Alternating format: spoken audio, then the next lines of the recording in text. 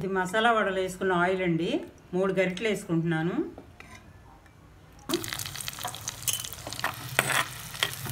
ఉల్లిపాయలు అయితే వేసుకున్నాను కదండి, ఒక 5 నిమిషాల పాటు చక్కగా మగ్గిపోవాలి.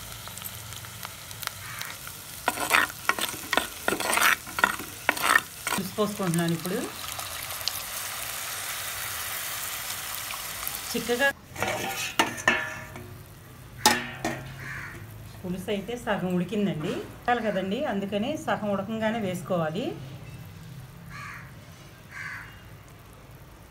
చాలా బాగుంటుంది. స్టవ్ ఆఫ్ చేసుకుంటున్నానండి నేను.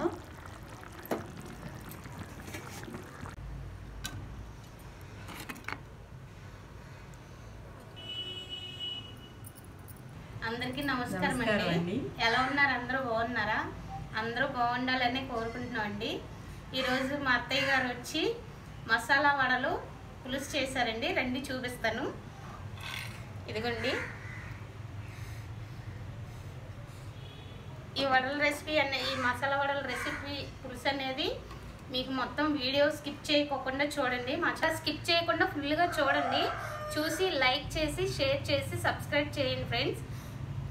మసాలా వడల పులుసు పెడుతున్నానండి. ఇగోండి వడ తీసుకున్నాను.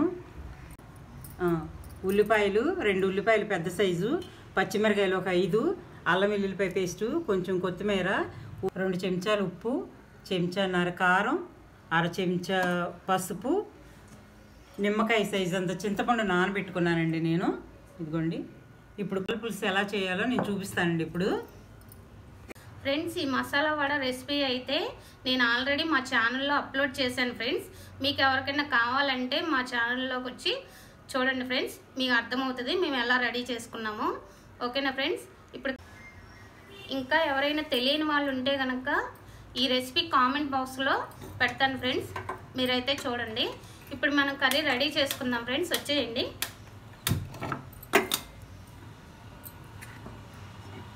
ఇది మసాలా వడలు వేసుకున్న ఆయిల్ అండి, 3 గరిటెలు వేసుకుంటున్నాను.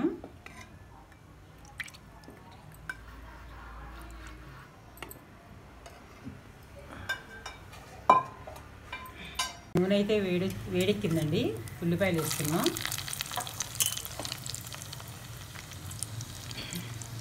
పచ్చిమిరపకాయలు కూడా వేసుకుంటున్నానండి.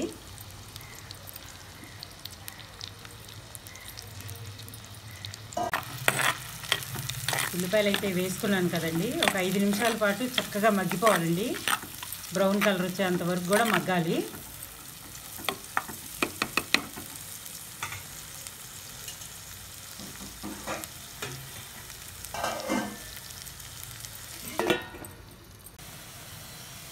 రెండు చెంచాలు ఉప్పు వేస్తున్నానండి పులుసుకు సరిపడా. ఒక 1/2 చెంచా పసుపు వేస్తున్నాను.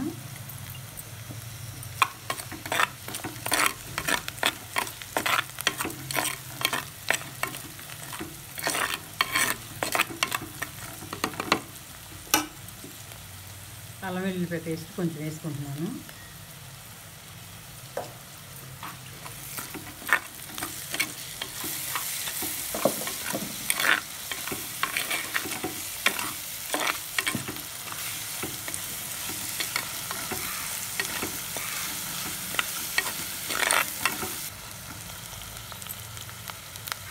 స్పూన్నర కారం వేసాను. కారం అయితే వేగిపోయిందండి. పులుసు పోసుకుంటున్నాను. ఇప్పుడు చిక్కగా కావాలంటే చిక్కగా పోసుకోండి, కొంచెం పలుసుగా కావాలంటే పలుసుగా వేసుకోండి. వడ ఉడికేటప్పటికి చిక్కబడిద్దండి, కొంచెం పలుచగానే పోసుకోవాలి. దగ్గరగా వండుకోవాలండి కూర, పలుచగా వండకూడదు.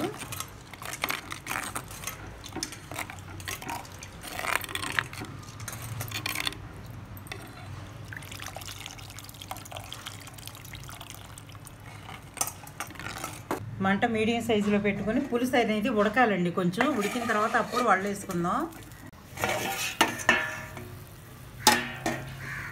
పులుసు అయితే సగం ఉడికిందండి. ఇప్పుడు నేను వడలు వేసుకుంటున్నాను. సగం ఉడికంగానే వేసుకోవాలి, వడలకు పట్టాలి కదండి, అందుకని సగం ఉడకంగానే వేసుకోవాలి.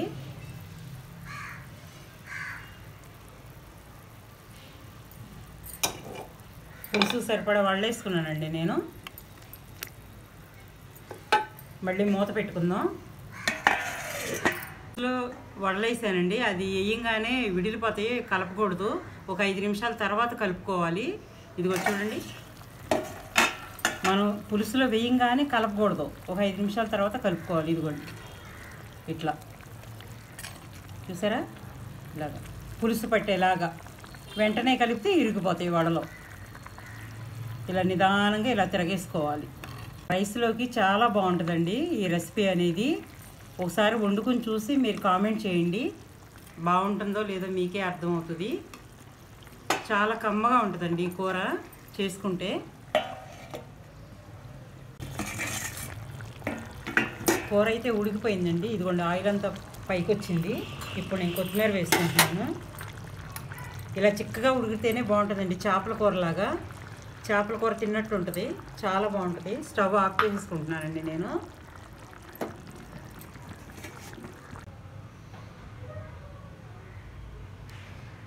కూర అయితే రెడీ అయిపోయిందండి, టేస్ట్ చూసి చెప్తాను.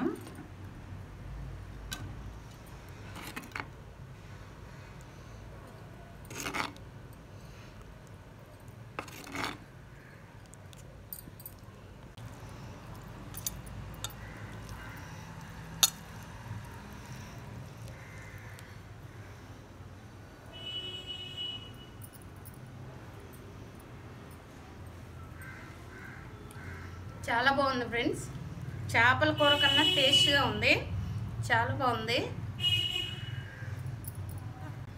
ముక్క ఎలా ఉందో చూద్దాం రండి.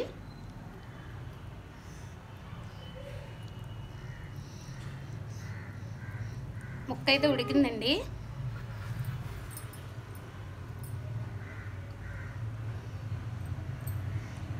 బాగుంది.